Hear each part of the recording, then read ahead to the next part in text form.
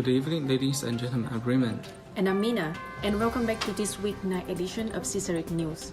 Tonight, we will be discussing a popular topic among Europe since 2016, the Brexit. We will be discussing the way in which the Brexit directly impact Ireland in terms of business, economy, trade, and more. The Brexit, for those that don't know, is a shortened way of saying the UK leaving EU. Merging the words Britain of exist to get Brexit. The UK has voted to leave European Union.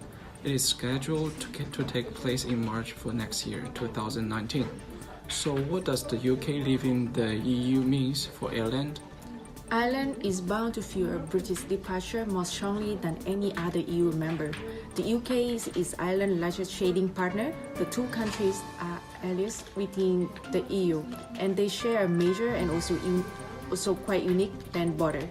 As far as movement of goods between Ireland and the United Kingdom, the immediate future is looking like it will not see a huge change. The UK is Ireland's most important trading partner, and being able to easily sell goods into the market is crucial for Ireland businesses. A zero traffic tariff arrangement covering goods could be arranged between two sides, not harming either country's movement of goods. So as for the trade, if UK cannot hammer out a deal with the EU, the future of Ireland, UK trade agreement would fall back on the World Trade Organization's rule and tariff, meaning tariffs on all goods exported from the UK. In this case, UK companies would have a compelling incentive to set up distribution centers in border countries, from which goods and even service would be transferred across the non-border to the Republic of Ireland, an EU member free to exercise its free trade with the rest of the European Union. In good news from Ireland, Irish authorities say they have already clinched deal with more than 1,000 London-based banks and financial firms that are moving operation to Dublin in operation for Brexit. One of those companies include JP Morgan, who already employ over 500 employees in Dublin currently, and on top of that, they are building a new 22-story building as well. As all this business wanting to move to Ireland is a great thing. However, it also presents a new problem.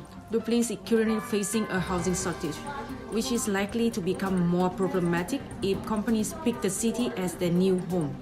The Irish government is in the midst of the hectic construction spree to provide office space to companies that choose to relocate here. Last year, 3,400 new homes were built in Dublin, according to the government figures. But the city needs 10,000 new houses every year to meet the demand. The constructing industry in Dublin is a good place to be for the next couple of years. But the Brexit presents Ireland with some new issues and problems to work through. It also presents Ireland with many opportunities. Like many businesses that face problems, Ireland will need to think differently and more creatively as to how they can become essential move parts in developing trade to the European Union zone. Ireland could be the middleman of the connections. Currently, they already act as a connector of European to US, and they have the opportunity to do likewise for the UK. So it's the end of our Caesaric News. See you next time.